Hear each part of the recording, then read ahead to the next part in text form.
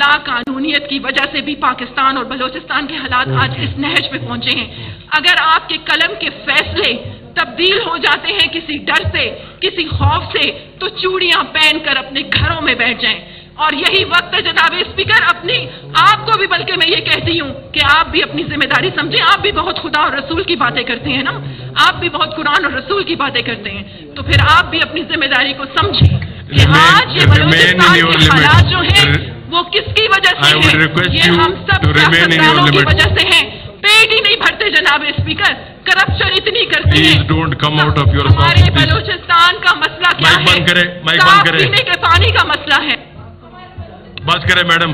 That's it. Thank you very much. Thank you madam. Thank you very much. جی Khairjan. Okay that's it. Khairjan Baloch صاحب کا mic آن کریں.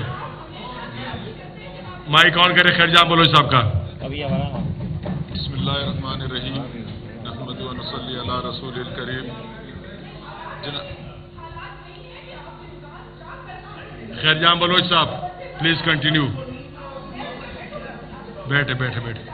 Okay جی جناب please. Speaker صاحب، میں بلوچستان کے اس معزز